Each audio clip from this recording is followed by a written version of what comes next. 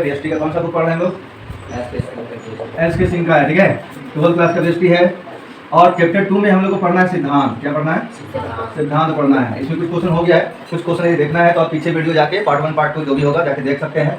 आज हम लोग ये जानेंगे इनके बारे में थोड़ा सा, इनका पर्सनालिटी आज जानते हैं। इनके बारे में हेनरी फ्योल। कौन थे हेनरी फ्योल? आप लोग तो जान रहे हैं। ये इनको कहा जाता है परंपरागत प्रबंध का जनक। कौन सा? हाँ, परंपरागत प्रबंध, ठीक ना, परंपरागत प्रबंध का जनक कहा जाता है, ठीक है। इसको इंग्लिश में कहते हैं ट्रेडिशनल मैनेजमेंट। क्या कहते हैं? Traditional management. अच्छा, परंपरागत का मतलब पहले भी आप लोगों को हम बताए हैं। परंपरागत मतलब पुराना, पुराने समय में जो सिद्धांत चलाया जा रहा था, संचालित किया जा रहा था, या ये भी कह सकते हैं कि पुराने समय, बोले पुराने में तो कितना पुराना था? तो ज़्यादा पुराना नहीं, आज से 50 साल 100 साल पहले चले जाए, ठीक ना। तो आज से 50 या 100 साल पीछे जाते हैं तो उस समय भी व्यवसाय दुनिया में चल रही थी कि नहीं चल रही थी?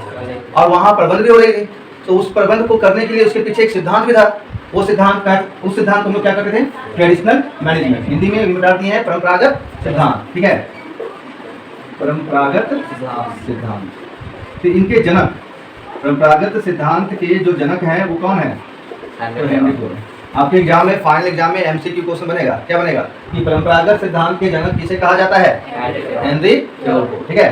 अब हेनरी फ्योल का पर्सनालिटी था, उनका जीवनी जान लेते हैं। कब जन्मे, कहाँ जन्मे, कैसे कैसे मेहनत किए, इससे आपको भी मोटिवेशन मिलेगा, ठीक है। तो देखो यहाँ पर फ्योल का जो जन्म हुआ है वो सन 1841 में हुआ है, 1841 में।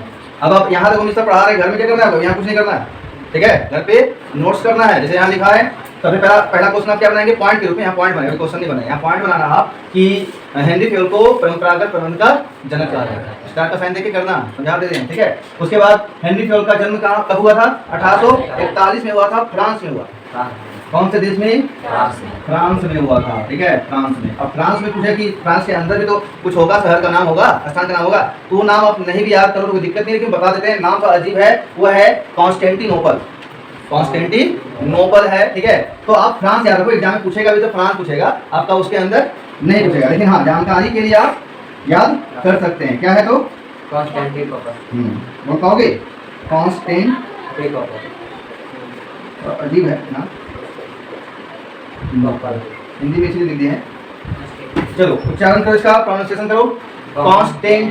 कॉन्स्टेंटिनोपल, फ्रांस में एक जगह है कॉन्स्टेंटिनोपल। वहां पर किनका जन्म हुआ था? हेनरी फ्योल का जन्म हुआ था सन 1841 में। यदि देखा जाए तो अभी की तुलना में कितना साल पहले? 1841, मतलब उधर कितना साल हो गया? 59 साल या 58 साल। 1900 आया, फिर 100 साल, इधर 24 साल, ठीक है। तो 124 और उधर 59, सब जोड़िएगा कितना हो जाता है? लगभग 200 के आसपास चला जाता है ना, लगभग पूरा 200 में। इतना पहले इनका जन्म हुआ था। क्या किए थे ये? सन 1860 में 1841 में जन्म लिए। 1860 में इनका उम्र कितना हो जाएगा? 19 साल होगा, 19 साल हो गया। 1860 में 19 साल में ये इंजीनियर बन गए, ग्रेजुएट हो गए हैं। क्या हो गए हैं? आपको पता है ना ग्रेजुएट का मतलब क्या होता है? जैसे आप भी कॉमर्स पढ़ रहे हैं, अभी आप इंटरमीडिएट और कॉमर्स में हैं, 12th में है, इसके बाद जो पढ़ा है वो अंडर ग्रेजुएट है, उसको पढ़ लीजिएगा तो आप ग्रेजुएट कराइएगा। लेकिन ये इंजीनियर ग्रेजुएट हैं, आप कॉमर्स ग्रेजुएट होइएगा। इंजीनियर ग्रेजुएट मतलब आज के समय में इंजीनियर ग्रेजुएट आपको बनना है तो क्या करना होगा? बीटेक करना। कितना क्या करना होगा? बीटेक कितने साल का होता है? और अभी बीकॉम भी कितने साल का हो गया? 5 हो गया। पहले 4 साल का चलता था, ठीक है, पहले 4 बोलते हैं सर। बीकॉम 3 साल का पहले था, अब कितने का हो गया? नया एजुकेशन पॉलिसी एनईपी के अकॉर्डिंग ये 4 साल का हो गया, ठीक है। लेकिन बीटेक पहले से ही कितने साल का था? 4 साल का था, ठीक है। तो 19 साल में क्या कर लिया? ये बीटेक कर लिया। इंजीनियर ग्रेजुएट होना मतलब बीटेक कर लिए। कोई दिक्कत है? आगे, फ्रांस की एक बड़ी कोयला खान कंपनी में इंजीनियर नियुक्त हुए, काम में मिल गया। फ्रांस में एक बहुत बड़ा कोयला खान कंपनी था, कोयला खान खदान, उस कंपनी में इनको क्या मिल गया? इंजीनियर के पोस्ट पे काम मिल गया, ठीक है। तो आप बोलेंगे इसको नोट करना है, कर लेना, कोई दिक्कत नहीं। लेकिन इंपॉर्टेंट यही सब है कि परंपरागत प्रबंध के जनक हेनरी फ्योल। हेनरी फ्योल का जन्म 1841 में फ्रांस के कॉन्स्टेंटिनोपल स्थान पर हुआ था और 1860 में ये ग्रेजुएट हो गया, इंजीनियर से इंजीनियर ग्रेजुएट हो गया। ये एग्जाम में नहीं पूछता, लेकिन कोई गारंटी नहीं है कहीं पूछ गया तो, ठीक है, इसलिए हम बता रहे हैं, क्योंकि एमसीक्यू भी है आपका। 30 क्वेश्चन एमसीक्यू आएगा, पता है ना। इस बार चेंज हुआ था, इस बार 12th में कितना, पहले 40 क्वेश्चन एमसीक्यू आता था, अभी इस बार कितना है? 30 क्वेश्चन एमसीक्यू। अब आप लोग अभी चेंज करेगा या यही रहेगा, वो तो देखने वाली बात है। आगे है 1872 में, 1872 में वे इस कंपनी में प्रबंधक तथा 1888 में प्रबंध संचालक बन गए। देखिए ध्यान से देखिए ग्रुप कैसे हुआ है। 1860 में इंजीनियर ग्रेजुएट हुए और इंजीनियर बनते ही इनको फ्रांस के कोयला कंपनी में इंजीनियर के पद पे काम मिल गया। क्या मिल गया? इंजीनियर के पोस्ट पे काम मिल भी गया। और 1872 में इनका प्रमोशन हुआ और ये मैनेजर बन गए हैं। इस कंपनी का क्या बन गया है? मतलब प्रबंधक बन गए। क्या बन गए? तो बोले सर ये क्या प्रमोशन है? बिल्कुल, इंजीनियर से आप क्या बन गए? प्रबंधक बन गए। 12 साल काम किए और क्या बन गए? प्रबंधक बन गए। उसके बाद 1888 में प्रबंध संचालक बन गए। 1888 में क्या बन गए? प्रबंध संचालक। आप सुने तो नहीं होंगे प्रबंध संचालक क्या होता है, लेकिन अकाउंट के अंदर शायद हम बोलते थे, कंपनी चैप्टर पढ़ाए थे 11th में, उसमें बोले संचालक मंडल होते हैं। संचालक मंडल, कंपनियों संचालक मंडल होते हैं जो प्रबंध के नजरिए से सबसे बड़ा पोस्ट होता है। यदि सबसे बड़ा प्रबंधक कौन होता है? तो प्रबंध संचालक, बोर्ड ऑफ डायरेक्टर का हिस्सा है वो। बोर्ड ऑफ डायरेक्टर बोलेंगे, बोर्ड ऑफ डायरेक्टर क्या होता है सर? तो जो कंपनी के शेयर होल्डर होते हैं, समझते हैं शेयर होल्डर, कंपनी के जो अंशधारी होते हैं, उन्हीं अंशधारियों में से कुछ अंशधारियों को वोटिंग के माध्यम से चुना जाता है। ठीक है, तो ये प्रबंधक बने, प्रबंधक का काम अच्छा किए होंगे, जिनको प्रमोशन मिला, क्या बना दिया गया? प्रबंध संचालक। मतलब डायरेक्टर बोलो सीधा, इंग्लिश में क्या बोलो? डायरेक्टर बना दिया गया। ठीक ना, क्या बना दिया गया? डायरेक्टर बना दिया गया।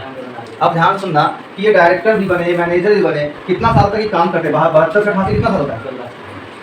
72 से 88 कितना साल हुआ?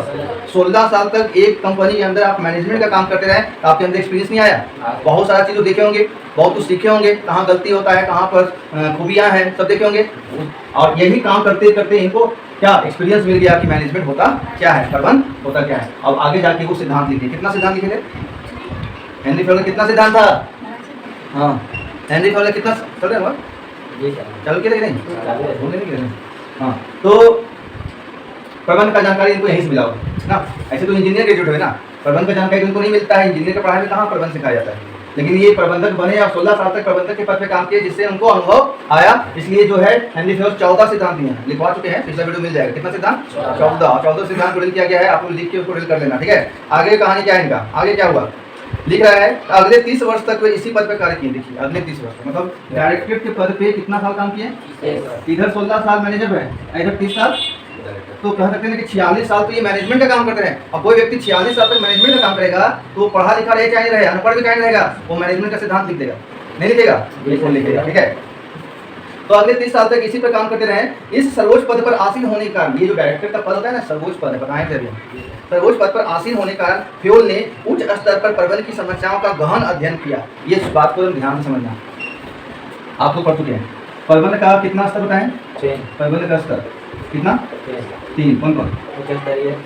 इसका भी वीडियो आपको मिल जाएगा। उच्च स्तरीय प्रबंध, मध्य स्तरीय प्रबंध और निम्न स्तरीय प्रबंध। बस इतना ही, 3 स्तर होता है प्रबंध का। कितना स्तर? 3। उच्च स्तरीय प्रबंध, मध्य स्तरीय प्रबंध और निम्न स्तरीय प्रबंध। कोई समस्या? बोर हो रहे हैं आप लोग?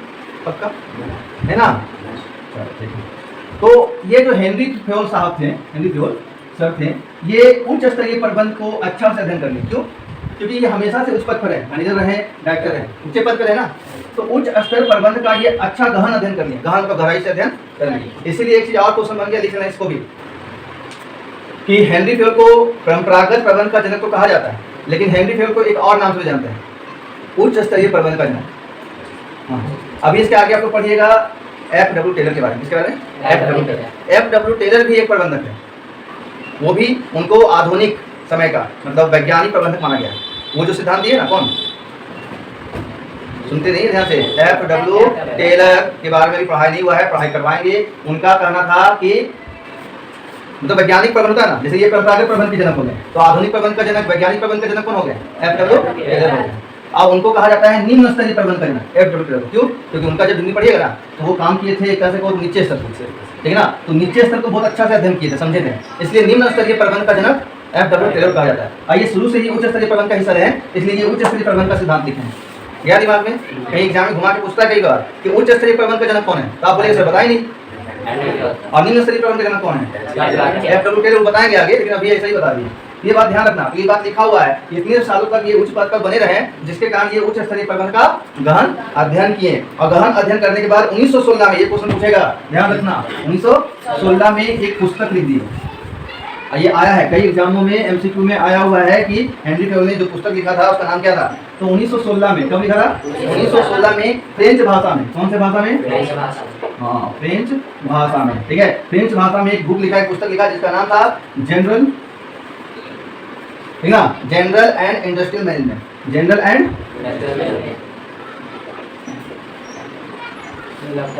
अब इससे एक चीज और याद आ गया, एक और क्वेश्चन बना लेना, एक और नोट्स कर लेना स्टार का साइन देकर जल्दी।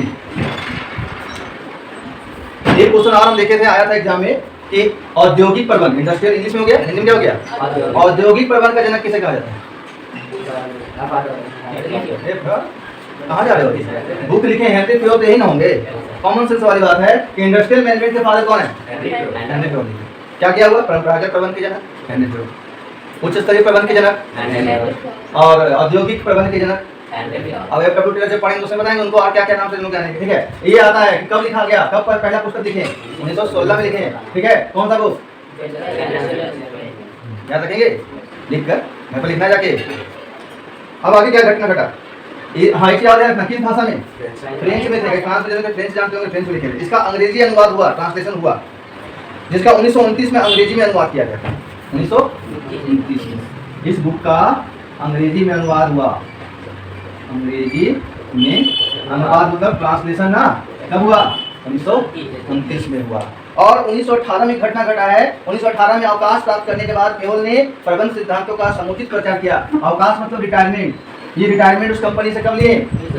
1900 रिटायर हो गए। और रिटायर होने के बाद जो बुक लिखे थे ना, उस बुक में 14 सिद्धांत लिखा है ना, वो 14 सिद्धांत का वर्णन है। उस सिद्धांतों का वो प्रचार किए। क्या किए? पूरी दुनिया में प्रचार करवाया कि ये सिद्धांत, सभी व्यवसायियों को सिखाया कि इस सिद्धांत से चलो, आपका व्यवसाय का जो भी उद्देश्य होगा, जो भी लक्ष्य होगा, वो क्या हो जाएगा? प्राप्त हो जाएगा। ये 14 सिद्धांत इतना अच्छा है, आपको खुद जाकर देखना, आप लोग स्टूडेंट भी उस सिद्धांत को अपना सकते हैं। उसमें एक पॉइंट अनुशासन भी होगा, अनुशासन, डिसिप्लिन। ठीक है, काम को एक साथ मिलकर करना, किसी को छोटा बड़ा नहीं दिखाना कि तुम मेरी खास हो, तुम मेरी खास नहीं हो। ठीक है, तो वो मैनेजमेंट का सिद्धांत वो बताए हैं। अब 1925 में इनका मृत्यु हो गया।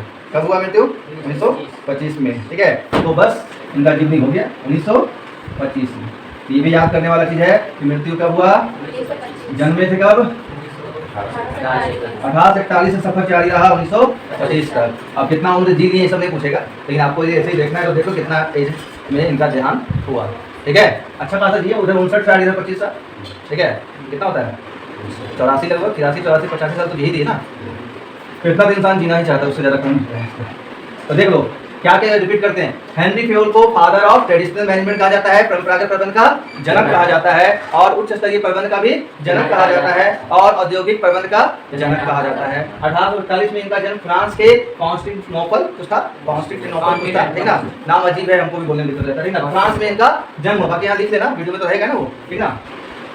उसके बाद क्या था कि 1840 जन्म हुआ, 1860 में मतलब इंजीनियर बने, ग्रेजुएट कर लिए, और उसी में उनको जॉब लग गया फ्रांस में कोयला खान कंपनी। कहाँ? कोयला खान कंपनी में उनका क्या हो गया? जॉब लग गया। याद करके जाना है, यहाँ से नोट करना है।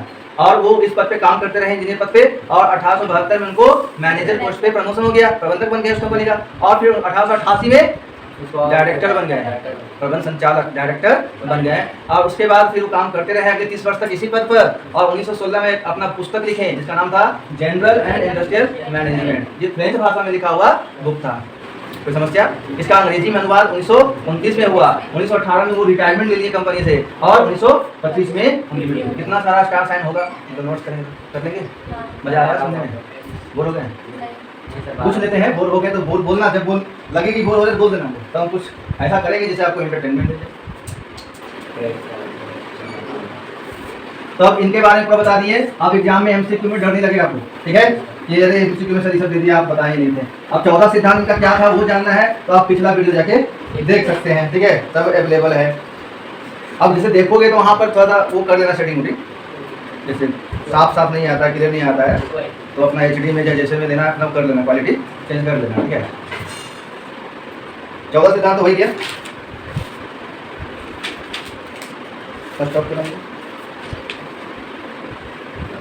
मतलब दो ही प्रबंध शास्त्री के बारे में जानना है, दो, एक हेनरी फेयोल और एक FW टेलर, मेन यही है।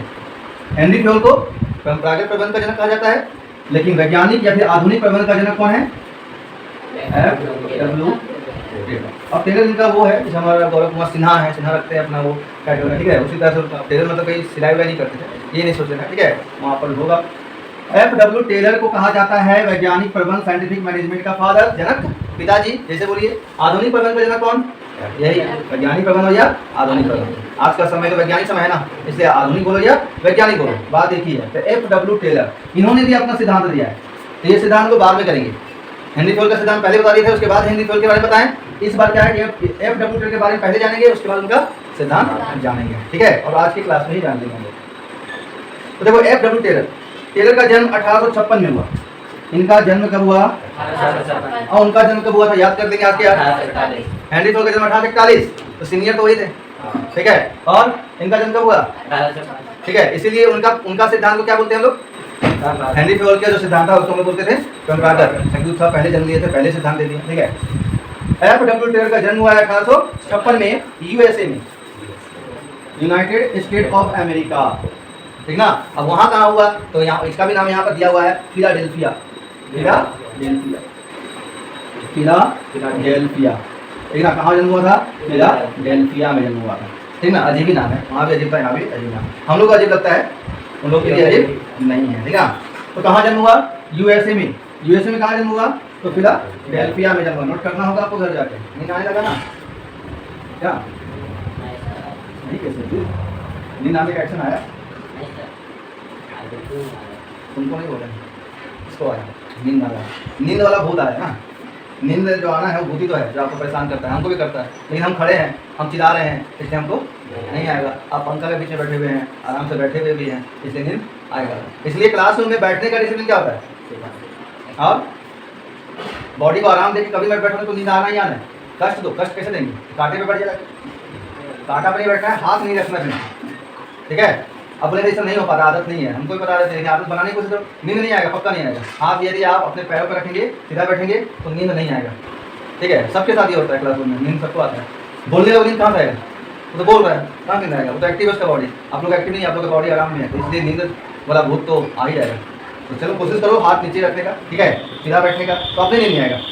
आगे है कि 1878 में इन्होंने अमेरिका में मिड वैली स्टील वर्क में प्रतिष्ठार्थी मैकेनिक के रूप में कार्य किया, मतलब एक ट्रेनर के रूप में काम स्टार्ट किया। कहाँ? तो अमेरिका का एक मिडवेल स्टील वर्क्स था, मिडवेल स्टील कंपनी था, सीधा बोलो क्या था?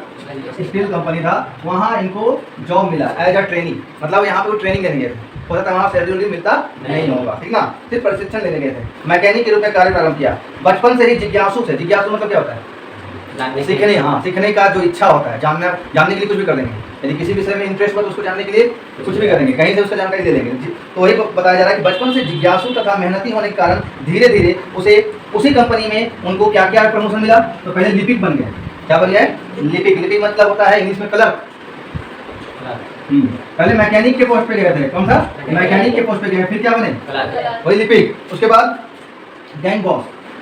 अब गैंग मतलब समझते थे, वो गैंग जो होता है गोली बारूद करता है, मारपीट करता है, हत्या करता है, वो गैंग नहीं। गैंग बॉस आता होता है कि जैसे वर्कर का 5 या 10 वर्कर का ग्रुप मिल गया आपको, उसके आप बॉस हैं, उनसे काम करवाना है। रेलवे में पोस्ट होता है, मेरे ससुर जी गैंग बॉस थे।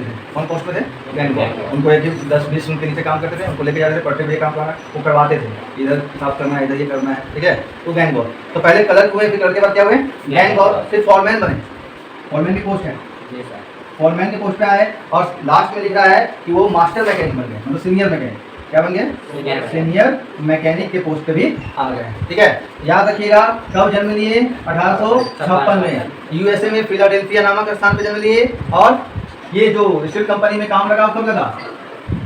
1878 में। कितना साल गए थे दोनों में?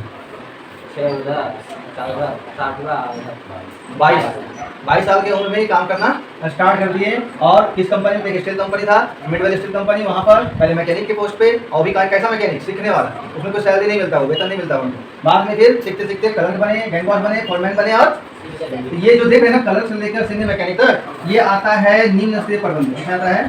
निम्न स्तरीय प्रबंधन। इसीलिए हेनरी बोलते हैं FW टेलर को निम्न स्तर प्रबंध का, निम्न स्तरीय प्रबंध का भी जनक कहा जाता है, क्योंकि यह शुरू से अंत तक निम्न स्तर पे काम करते रहे हैं, ठीक है। आगे लिखा हुआ है बात, आगे लिखा हुआ है कि 1884 में चीफ इंजीनियर बन गए। 1883 में। वो तो पढ़ के इंजीनियर बने, ग्रेजुएट किए, लेकिन ये काम कर करके सीख सीख के इंजीनियर बने। ये भी क्या बन गए हैं? इंजीनियर बन गए हैं। और भी चीफ इंजीनियर, चीफ, जूनियर नहीं, चीफ इंजीनियर। पानी नहीं है, नींद सता रहा है आपको पूरा, गर्मी का टाइम, 2 महीना आदमी का है स्टूडेंट, तो ये होना नॉर्मली है। इसको सीरियस भी हम नहीं डांट के आपको डांट रहे हैं, ये होगा ही आपके साथ। तो क्या किया जाए, कुछ कहानी सुनाया जाए? नहीं, मोटिवेशनल कहानी, लेकिन जितना कहानी का कल बताइए दी मोटिवेशनल कहानी। लेकिन इसको डांटे थे भयंकर, उसमें एक मोटिवेशनल कहानी चला था, ठीक है। तो आज कुछ बन नहीं रहा है, कुछ सब्जेक्ट बने कभी तो दें, कुछ ऐसा सिचुएशन पैदा हो तो कुछ दे भी पाएंगे आपको, मोटिवेट कर पाएंगे। अभी खाली नींद आ रहा है आप लोगों को, तो नींद आ रहा है तो बस यही बोलेंगे कि नींद आपके लिए वो बैरियर है जो आपको आगे बढ़ने से रोकना चाहता है। कुछ लोग बस नहीं, अब वो बैरियर तुम तोड़ोगे या उस बैरियर में उलझ के रहोगे तुम, ठीक है। नींद तो आएगा, वही PhD है। यहाँ तक हिस्ट्री पढ़ाते हैं, ज्योग्राफी पढ़ाते हैं, सो नींद आने लगता है, ठीक है। आस वाले बच्चे को हिस्ट्री को पढ़ाएंगे, उन लोगों को तो और नींद आने लगता है। तो बीच बीच में कुछ कहानी, कुछ इंटरेस्टिंग चीज़ें, जैसे नाम तो नहीं लेंगे, वीडियो बन रहा है, उस सर का नाम नहीं लेंगे, नाम लोग पता चल ही जाता है, जो लड़कियों के बारे में कमेंट करते हैं, ठीक है, कि जुल्फी निकाल के चलती है, लड़कों को फूल आती है, लड़के फंस जाते हैं, पढ़ते नहीं हैं, तो ये सब बीच में बोल के वही रील्स वायरल हो गया, तो टीचर फेमस है, ठीक है। वो तो हम नहीं बोलेंगे। हाँ, हम बस ये समझाएंगे कि गर्ल्स जो होती है, गर्ल्स वो अपना, उसका नेचर है, वो अपना करेगी। बॉयज़ आपका जो नेचर है उसको सब संभालो, ठीक है। लड़कों को ये समझाते हैं अपना नेचर कंट्रोल में करिए, ठीक है, क्योंकि ये ऐसा उम्र है आप लोग का। अभी आप लोग उम्र कैसा है पहले बताइए थी। यहाँ हार्मोन आपको डिस्टर्ब करेगा पूरा, आपके बॉडी में अभी हार्मोन भरा हुआ है, वो लिक्विड जो है ना इतना भरा हुआ है, वो बाहर आने के लिए तड़प रहा है, ठीक है। तो उसको कंट्रोल में रखना पड़ता है, ठीक है। नहीं तो ये हार्मोन एक कैसे बोलने में खराब लगता है, लेकिन आपका टीचर को बोल देता है, हम नहीं बोल पाते कि एक मान लो कि ऐसी लड़की जा रही है जो सूरत में ठीक नहीं है, वो भी आपको पसंद आएगी, ये हार्मोन करवा रहा है, कौन कहता है। अब बाद में पछतावा होता है, अरे बाद में मान लीजिए बहुत बार देखने में ऐसा घटना हुआ, क्यों दोनों के बीच का शादी भी हो गया, बाद में झगड़ा हो रहा है, बाद में एक दूसरे को काला और गोरा बात चल रहा है, तुम काली हो तो तुम काला हो, ठीक है। तो शुरू में सोचना समझना चाहिए, ठीक है। तो इससे दूर रहना है। अभी आपको हार्मोन आपको बता दिए, हमको भी टीचर बता दिया था, मेरे भी गुरु ऐसे थे तो खोल के बता देते थे, ठीक है ना। वो बोल दिए थे कि देखो हार्मोन प्रॉब्लम होगा, तुम जाओगे लड़कियों के सामने जाओगे, अट्रैक्ट होगे, ये होगा, तुम मुझे फंसा तुम्हारा कैरियर चौपट होता है। तो और ये लड़कियों का भी होता है, लड़कियों के साथ भी है कि वो भी अट्रैक्ट होती है। इन सब चीज़ से बच जाना। उसी तरह से अभी तुमको यहाँ पर रोक कौन रहा है, कौन जाओ बाहर जाओ, ठीक है। तो ये हम पहले फर्स्ट ईयर में बता दिए ना। अभी तक गर्लफ्रेंड नहीं ना आप लोग, बॉयफ्रेंड है क्या? अपने साथ आप खुल के बोल रहे हैं, तो इतना बोलना ही पड़ेगा आपका, क्या बोले। यदि नहीं है इसका मतलब है कि आप बचे हुए हैं, लेकिन हो सकता है झूठ बोल रहे हैं। बताओ, बड़े भाई की तरह बता दो हमको, नहीं तो बताइए, हम उपाय बताएंगे उससे बचने का, है क्या? नहीं आप नहीं बचे हुए हैं, ये बीमारी से बचे हुए हैं। कौन बीमारी सबको पता है, उस बीमारी से बचो। प्यार करना है इससे करो, नहीं लगेगा मन, इससे दिल लगेगा नहीं, लगाना पड़ेगा दिल, लगाओ इससे दिल, ठीक है। ये इतना आगे ले जाएगा जितना आगे फिर कोई नहीं ले जा पाता है, कोई नहीं, टीचर जो आपको नहीं पढ़ाता है, इतना बचे रहना, ठीक है। रास्तों में जा रहे हैं, लड़कियां देखिए आँख बंद करके निकल जाओ, आप लोग अभी लड़के देखें आँख बंद करके निकल जाओ। आँख बंद ही क्यों करना है, इग्नोर करो। लेकिन आजकल क्या है, अरे देख लिए तो ये तो स्मार्ट है, ये वैसे है वैसे है, उससे पर डिस्कशन करता है, इस पर डिस्कशन करो।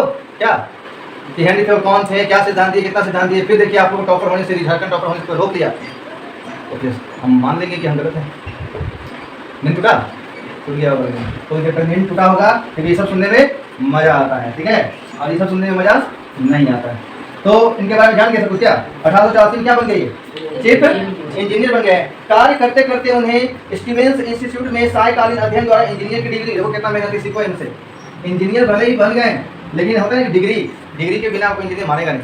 तो ये व्यक्ति ऐसे थे, ये इतना मेहनत, इंजीनियर ऐसे नहीं बन गए थे, ये कलर और बैंगोस और फॉर्मेन का काम करते करते सायकालीन मतलब शाम के समय में जो कॉलेज चलता है, रात में जो कॉलेज चलता है 10 से 11 बजे रात तक, चलिए है सबका कॉलेज नहीं है बेटा, दिल्ली मुंबई कोलकाता इस समय है, ठीक है। जब तुम दिन में काम करते हो तो शाम वाला कॉलेज ज्वाइन कर लो, वहाँ पढ़ाई भी हो जाएगी। तो वो इधर काम करते थे दिन में, और सायकालीन मतलब रात वाले शाम वाले कॉलेजों में जाके संस्थान जाके पढ़ाई करके कौन सा डिग्री ले लिए, इंजीनियर का डिग्री लिए। इसीलिए 1884 में क्या बन गया, कितना मेहनत की जी।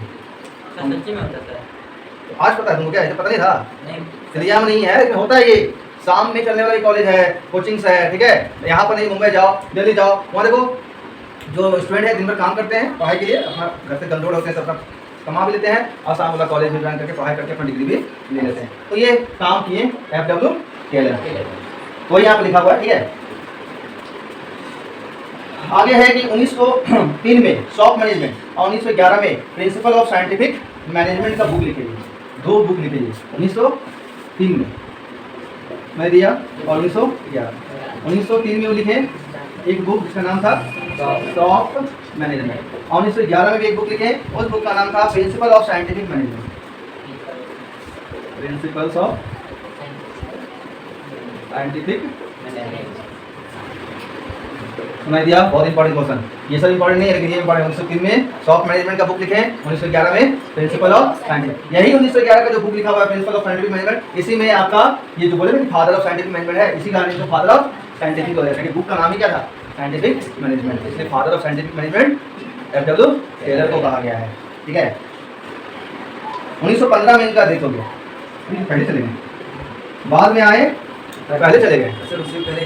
कौन कौन